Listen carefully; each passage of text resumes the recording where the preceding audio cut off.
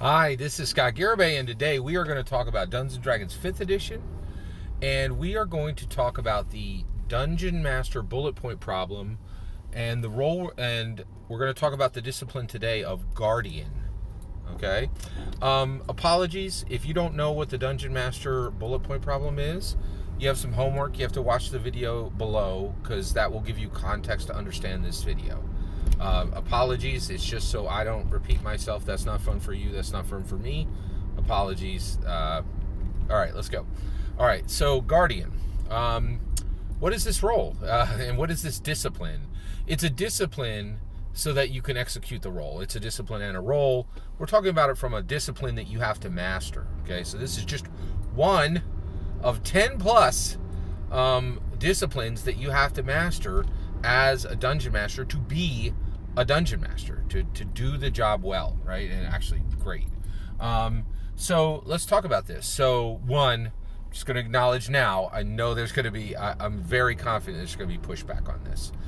Because this role, this discipline, like many of the other disciplines, is not even acknowledged, right? Like very few people argue that, I was about to say few people argue that you need to be a good storyteller as a dungeon master, but there's this entire thread right now with a bunch of people saying you don't need to be, that dungeon masters don't tell stories. So I guess there's conflict everywhere. Like the idea that people would think that dungeon masters don't tell stories is absolutely ludicrous to me.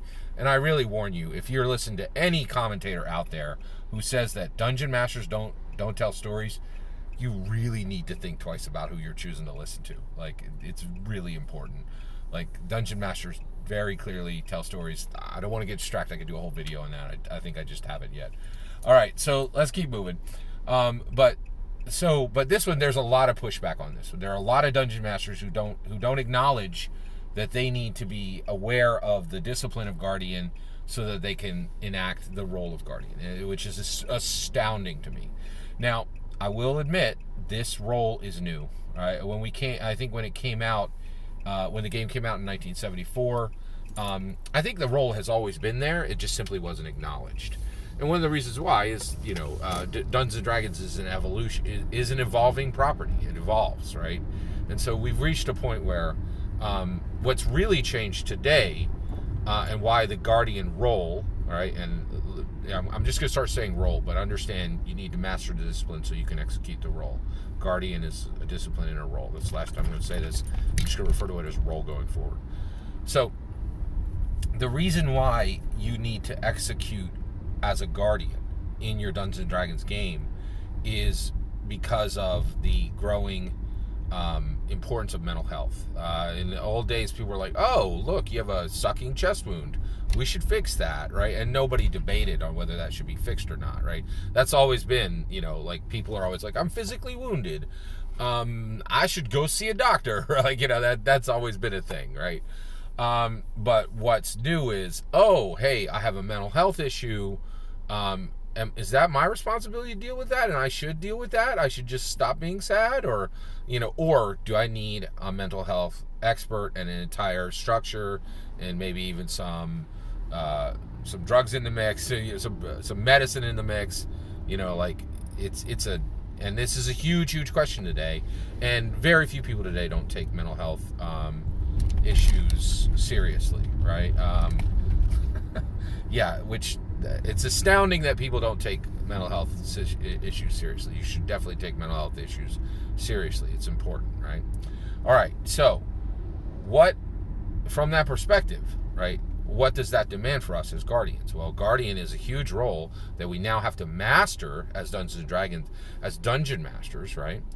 And this is just and other people spend a lifetime mastering the role of Guardian, and for us it's just a bullet point. This is the entire point. Like, the idea that you should be just like willy-nilly asking people to be dungeon masters is ludicrous, because what you're asking them is, hey, most people spend a lifetime mastering this, but I want you to just treat it as a bullet point. I want you to master 10 disciplines that other entire people are dedicating their entire lives and getting degrees to master even one of these bullet points, right? Like, it's such an outrageous request, and we're just like, oh, it doesn't matter. Like, it matters.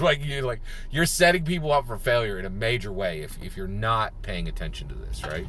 So what do we do as Guardians? What do we guard, right?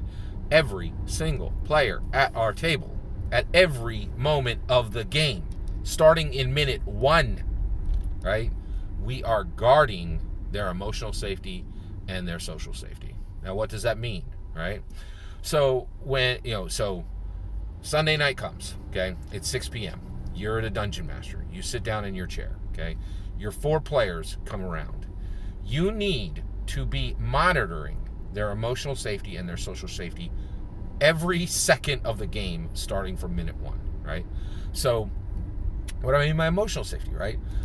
Basically, okay, so you're about to, when last you left off, you were fighting a dragon, right?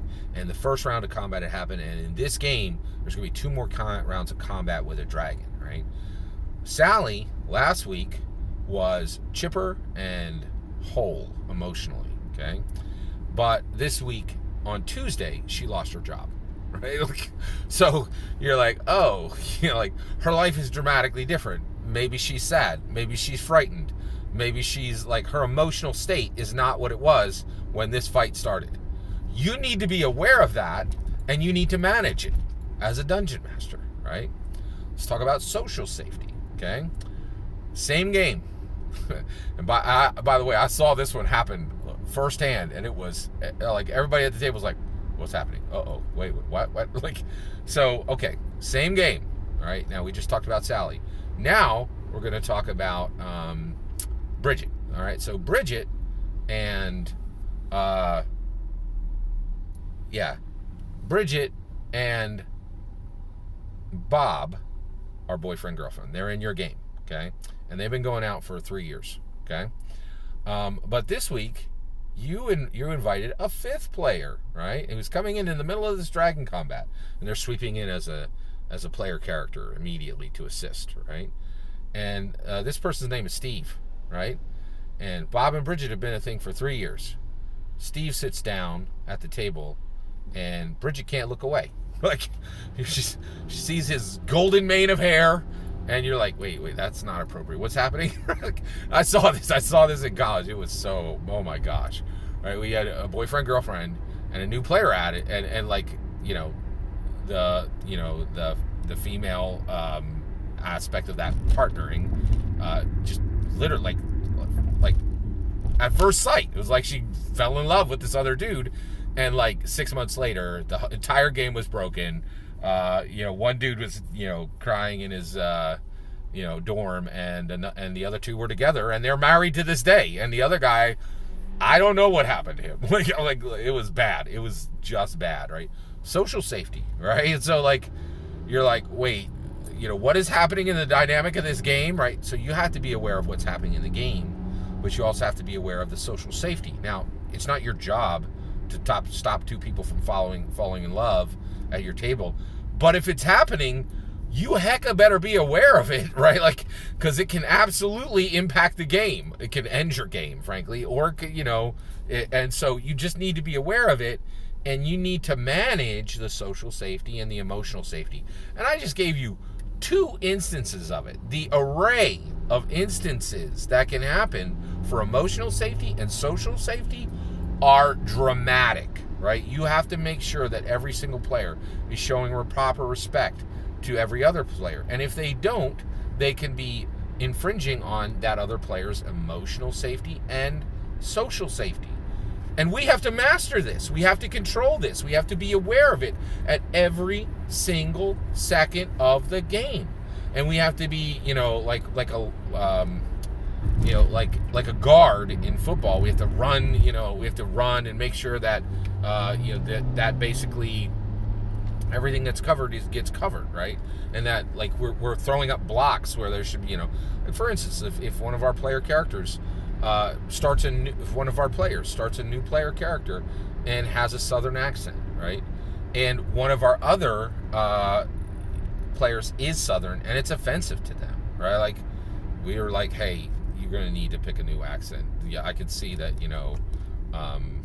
Emily is grinding her teeth every time you speak with a Southern accent, because she thinks like you're kind of portraying maybe a relic idea of a Southern person rather than a modern Southern person. Like, it's, it can just go from so many different directions. People talking politics at the table, right?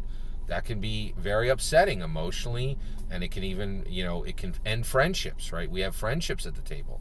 The other issue is, increasingly, I'm of the strong opinion that the best Dungeons and Dragons games are not made up by friends, right? Like, again, one of the reasons why I keep calling out to the Dungeons and Dragons community to understand that Dungeons and Dragons is not a game but a life path is when you see it as this small thing, and then you get in the middle of it and you're responsible for people's emotional and social safety.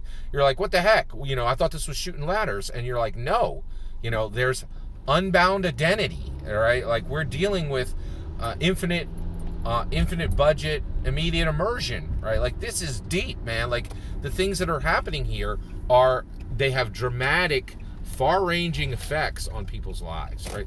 I saw a dude who thought he was going to be married to another person at our table, and honestly, I have no idea what happened to him. Like, he was so embarrassed and so, like, crushed by what happened at the table. We literally never saw him again. He left the college we were at. Like, that happened at the table. That happened because someone invited another player, right? Like, the ramifications of things, and also, it wasn't just the first sight thing. They grew closer through play. Like, it was like, so if you need to understand where you're at, and if you think you're playing Chutes and Ladders, you're wrong. Like, Dungeons and Dragons is not a game, in my humble opinion. It is clearly a life path, and the ramifications and the magnitudes of the actions we take is dramatic, right? And those are just two aspects, like just a few aspects.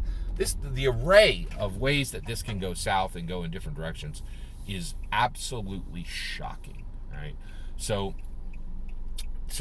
let me summarize. You are a guardian. If you're a dungeon master, you are a guardian, and you must master it, right?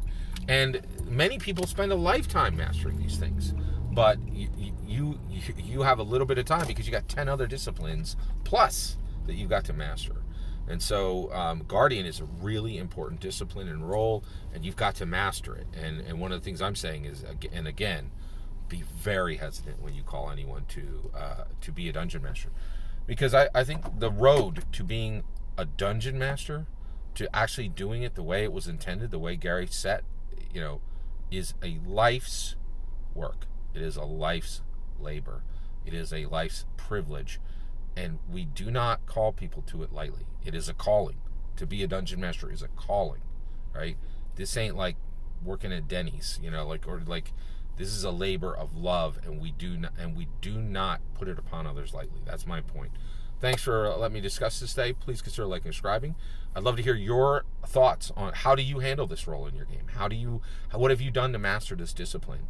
Do you reject that this responsibility belongs to you? I'd love to hear your thoughts on that too. I'm more than willing.